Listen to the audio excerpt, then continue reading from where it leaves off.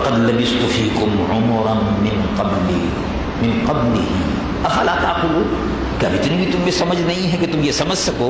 تم نے میری پوری زندگی کا بڑی گہرائی سے اسی شہر مکے میں بچپن سے لے کے جوانی تک، اب 40 سال کی پوری عمر ہو گئی ہے، اس کا پورا مشاہدہ کیا ہے۔ اب حضور اپنا تعارف بھی کرا رہے ہیں، اور اللہ رب العالمین جل جلالہ عما والوں جب یہ تعارف مکمل ہو گیا تب حضور نے ارشاد فرمایا، رب العالمین جل جلالہ عما والوں ارشاد فرماتا ہے، قل یا ایھا الناس انی رسول اللہ الیکم جمیعا، میں اللہ کا رسول بن کر آیا ہوں۔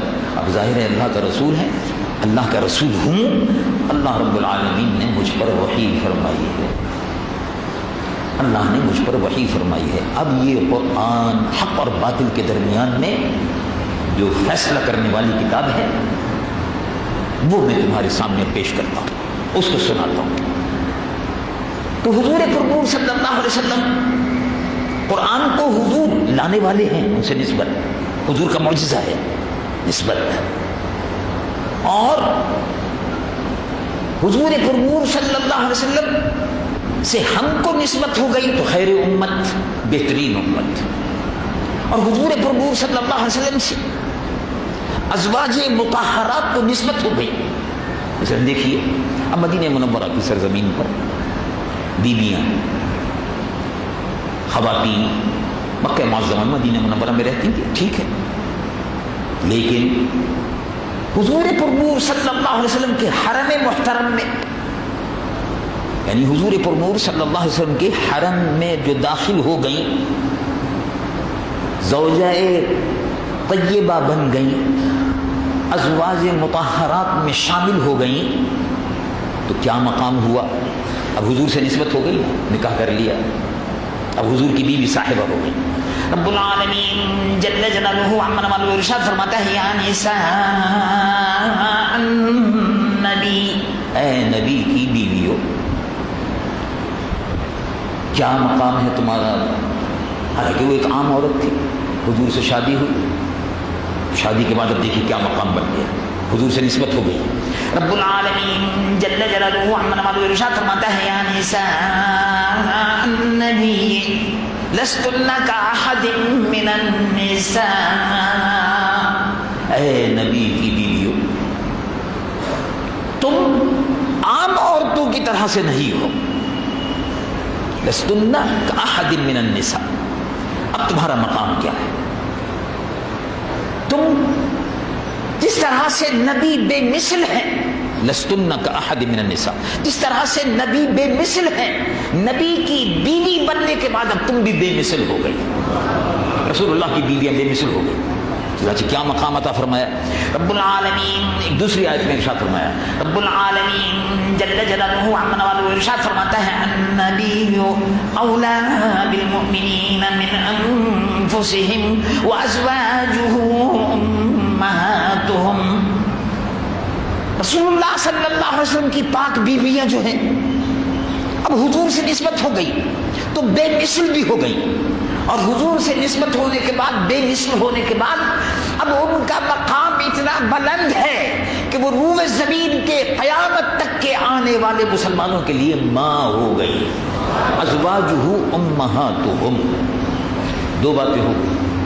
اب دیکھیے آپ نبی کی نسبت، رب العالمین جل جلالہ عما والوں ارشاد فرماتا ہے، وَلَن تَنكِحُوا أَزْوَاجَهُ مِن بَعْدِهِ أَبَدًا، نبی کی بیویاں بے مثل ہیں،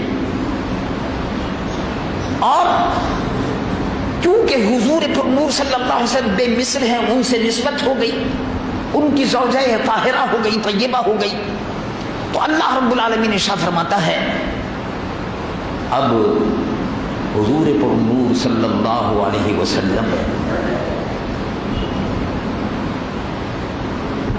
کی بیویوں سے کوئی نکاح کر نہیں سکتا۔ اگر حضور اس دنیا سے رخصت ہو جائیں ظاہری طور پر تو کوئی ان سے نکاح نہیں کر سکتا،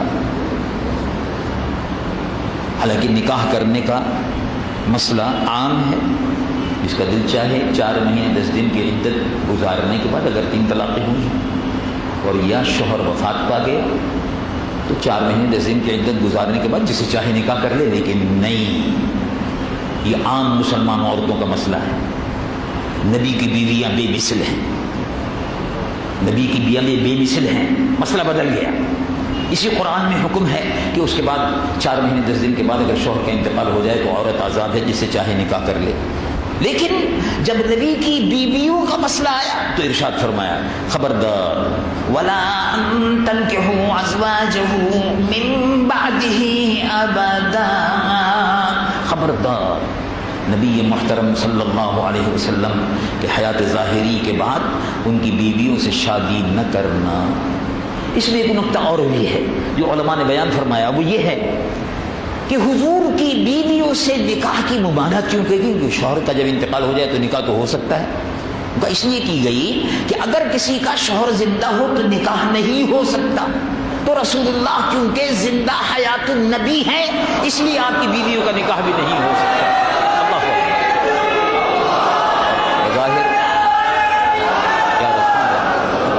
وَلَا أَن تَنكِحُوا أَزْوَاجَهُ سورۃ الاحزاب نے صاف فرما دیا۔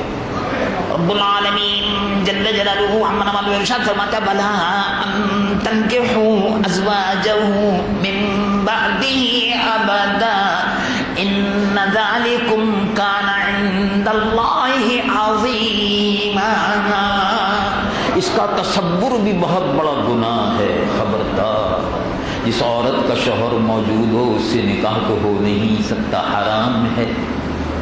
اور نبی محترم صلی اللہ علیہ وسلم ظاہری طور پر تمہارے درمیان میں موجود نہیں ہیں، لیکن اگر شہید زندہ ہے، امتی شہید اگر زندہ ہے تو امتی کو شہید کا مرتبہ اور زندگی کا مرتبہ دینے والے نبی بھی بدرجہ اولا زندہ ہے۔ اللہم صلی وسلم مبارک علیہ۔ تو حضور کے معجزات یعنی حضور سے جس چیز کو نسبت ہو جائے۔ اب دیکھیے آپ نے یہ واقعہ سنا کہ حضور پر نور صلی اللہ علیہ وسلم کی خدمت میں ترمذی شریف میں، ابو داود میں اور ترمذی شریف میں خاص طور سے انہوں نے اس کا ذکر کیا، یہ حدیث نقل فرمائی کہ حضور پر نور صلی اللہ علیہ وسلم کی خدمت میں لوگ آتے تھے اور عرض کرتے تھے یا رسول اللہ عطر چاہیے، حضور عطر چاہیے۔ اور حضور پر نور صلی اللہ علیہ وسلم پسینے مبارک کو پہنچتے تھے اور لے لو، پسینے مبارک کو پہنچتے تھے، ان کو دے دیتے تھے، لے جاؤ۔ ام ایمن رضی اللہ تعالی عنہ حضور پر نور صلی اللہ علیہ وسلم کی خدمت گزار ہیں، وہ بھی حضور کی خدمت اقدس میں حاضر ہوتی تھیں۔ ام ایمن رضی اللہ تعالی عنہ کے گھر پر حضور پر نور صلی اللہ علیہ وسلم کبھی تشریف لے جاتے تھے، آرام فرماتے تھے تو ام ایمن شیشی رکھ دیتی تھی۔ حضور آرام فرما رہے ہیں، شیشی وہاں رکھی ہوئی ہے، پسینہ مبارک جو ہے وہ گر رہا ہے، شیشی میں جمع ہو رہا ہے۔ جب چشم مبارک کھلی فرمایا ام ایمن خادمہ تھی آپ کی، جب حضور پر نور صلی اللہ علیہ وسلم کی والدہ ماجدہ سیدہ آمنہ طیبہ طاہرہ رضی اللہ عنہا جب ابوا شریف سے گزر رہی تھی، مکہ معظمہ جا رہی تھی، واپس بیمار ہوئیں، وہیں وصال فرمائے تو ام ایمن آپ کی خادمہ تھی، انہوں نے ہی حضور پر نور صلی اللہ علیہ وسلم کی دیکھ بھال کی۔ تو بی اماں جو تھیں، بڑی بی صاحبہ ام ایمن رضی اللہ عنہا، جب ان کے گھر میں مدینہ شریف میں حضور تشریف لے جاتے تھے، چھوٹا سا مکان تھا، تو پسینے کو جمع کر، تو ایک دن آنکھ کھل گئی تو ارشاد فرمایا یہ کیا کر رہی ہوں؟ کہا حضور پسینہ جمع کر رہی ہوں، بہت سے لوگ آتے ہیں پسینے مبارک کو لے جاتے ہیں، بچیوں کی شادی ہوتی ہے تو عطر بازار سے خریدنے کی ضرورت نہیں، آپ کا پسینہ مبارک لگ جاتا ہے، دلہن کے کپڑوں پہ لگا دیا جاتا ہے اور دلہن اس کو بڑے آرام کے ساتھ میں دلہن میں خوشبو سے بچ جاتی ہے۔ اور ایسا بھی ہوتا ہے کہ حضور پر نور صلی اللہ علیہ وسلم کا عطر مبارک، پسینہ مبارک جس دلہن کے جسم پر لگا اس میں بھی خوشبو بسی رہی اور اس سے جو اولاد پیدا ہوئی اس میں بھی وہ خوشبو موجود تھی۔ تو یہ تو پسینے کی خوشبو ہے جس کا ذکر احادیث مبارکہ میں موجود ہے۔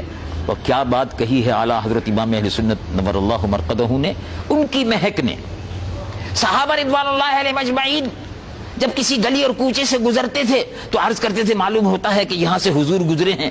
تو کسی نے پوچھا آپ کو کیسے پتا؟ ان کا خوشبو آ رہی ہے. تو ان کی مہک نے دل کے غنچے کھلا دیے ہیں. جس راہ چل دیے ہیں کوچے بسا دیے. تو جس راہ چلتے تھے کوچے بستے چلے جاتے تھے. تو حضور پر نور صلی اللہ علیہ وسلم سے نسبت ہو گئی. وہ نسبت جو اس زمانے میں قائم تھی پسینے مبارک کی، آج 1450 سال گزرنے کے بعد وہی نسبت قائم ہے. یعنی حضور کے پسینے کی خوشبو آج بھی موجود ہے. شیخ محقق شاہ عبدالحق محدث دہلوی نے اس پر بہت کچھ لکھا. معجزات کے سلسلے میں امام جلال الدین سیوطی نور اللہ مرقدہ نے خصائص کبریٰ میں بہت کچھ لکھا.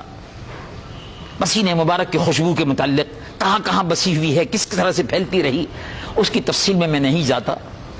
لیکن میں آپ کو ایک بڑی عجیب و غریب بات سناتا ہوں.